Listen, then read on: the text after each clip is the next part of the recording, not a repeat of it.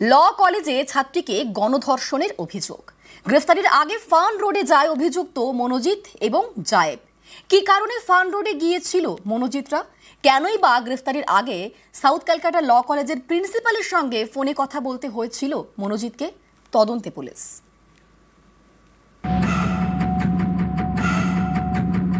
South Calcutta ল কলেজে ছাত্রীকে গণধর্ষণের অভিযোগ, এ নিয়ে তোলপাড়। গণধর্ষণের অভিযোগে জালে 4। তাদের মধ্যে প্রধান অভিযুক্ত মনোজিৎ মিশ্র, এছাড়াও পুলিশ হেফাজতে জায়েব আহমেদ এবং প্রমিত মুখোপাধ্যায়। তদন্ত করে পুলিশ জানতে পেরেছে, বৃহস্পতিবার গ্রেফতারের আগে গড়িয়াহাটের কাছে ফার্ন রোডে যায় মনোজিৎ, সঙ্গে ছিল জায়েব। সন্ধ্যে 6:25 নাগাদ ফার্ন রোডের কাছে তাদের টাওয়ার লোকেশন পেয়েছে পুলিশ। কিন্তু কেন ফার্ন রোডে? কারো সঙ্গে কি দেখা করতে গিয়েছিল? মনোজিৎ কি বুঝে গিয়েছিল আর চেপে রাখা যাবে না, তাই কি কোনোভাবে বাঁচার চেষ্টা? বালিগঞ্জ স্টেশন থেকে 500-800 মিটার দূরে এই ফার্ন রোড, সেখানে তাদের গতিবিধি। সূত্রের দাবি, এক ব্যক্তির সঙ্গে দেখা করতে এসেছিলেন জায়েব এবং মনোজিৎ। এসবের উত্তর খুঁজছে পুলিশ। তদন্তকারীরা ইতিমধ্যে জানতে পেরেছেন, ল কলেজের ছাত্রীকে নির্যাতনের সময় মনোজিৎ মিশ্রর মোবাইল ফোনে ভিডিও করা হয়, কিন্তু সেটা মনোজিৎ করেছে নাকি অন্য কেউ তা খতিয়ে দেখছেন তদন্তকারীরা। এই ভিডিও করা একেবারে ছক কষে পরিকল্পনা করে, যাতে পরে এই ভিডিও নিয়ে ব্ল্যাকমেল করে নির্যাতিতার মুখ বন্ধ রাখা যায়। তারপরেও থানার সামনে ঘুরঘুর করছিল মনোজিৎ ও জায়েব, নজর রাখছিল ছাত্রীর পরিবারের কেউ থানায় অভিযোগ জানাতে যাচ্ছেন কিনা। কখনো কসবা থানার কাছে পার্কের সামনে ঘুরঘুর, কখনো আবার গড়িয়াহাটের কাছে ফার্ন রোডে মনোজিৎ এবং জায়েব। এখানেই শেষ নয়, বৃহস্পতিবার গ্রেফতারির আগে সাউথ ক্যালকাটা ল কলেজের ভাইস প্রিন্সিপালের সঙ্গে ফোনে কথাও বলে মনোজিৎ। কেন ভাইস প্রিন্সিপালের সঙ্গে ফোনে কথা মনোজিতের? কি কথা হয় দুজনের?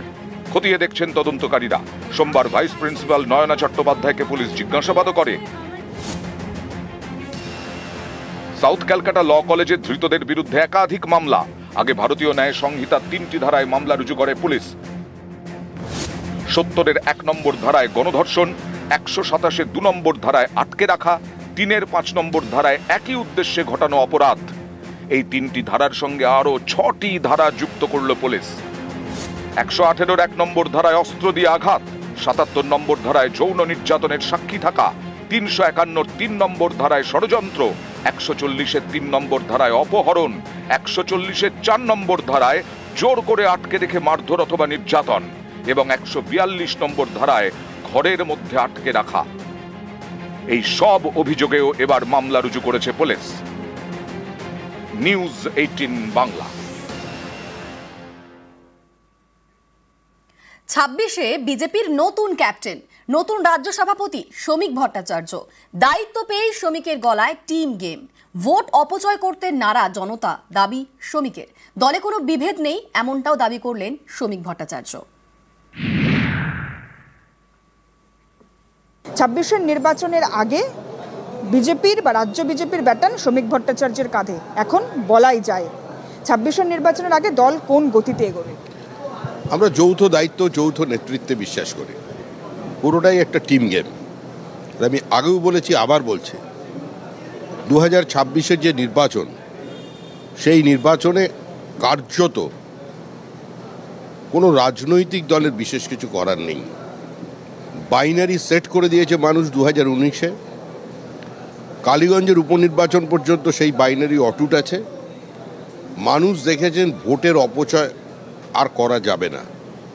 আমাদের কাছে, মানুষের কাছে আমরা বলছি যে দেখুন, এই মুহূর্তে যদি পশ্চিমবঙ্গকে বাঁচাতে হয়, এ রাজ্যে শিল্পায়ন এর স্বপ্ন যদি না দেখানো যায়, এখানে রাজ্যে যদি বিনিয়োগ না আসে, কর্মসংস্থানের সুযোগ সৃষ্টি না হয়, যদি মেধার মর্যাদা দিতে হয়, এই চাকরি বিক্রি বন্ধ করতে হয়, তাহলে মানুষই সিদ্ধান্ত নিয়ে সরকারটাকে ফেলে দেবে। আর মানুষ দৃঢ় সংকল্প। তাই 2026-এর নির্বাচন তৃণমূলের বিসর্জন। শ্রমিক ভট্টাচার্য যে এই রাজ্যকে হাতের তালুর মতো চেনে, সে কথা বলাই বাহুল্য। কিন্তু আদি নব্য দ্বন্দ্ব ঘুচিয়ে সকলকে এক করাটাই কি এই মুহূর্তে সবচেয়ে বড় চ্যালেঞ্জ? আমি তো কোনো জায়গায় কোনো বিবেক দেখিনি। আমি তো খুঁজেও কোনো অফিস দেখতে পাইনি যেখানে আদিদের একটা অফিস হয়েছে আর নব্যদের একটা অফিস হয়েছে, এসব কিছু নেই।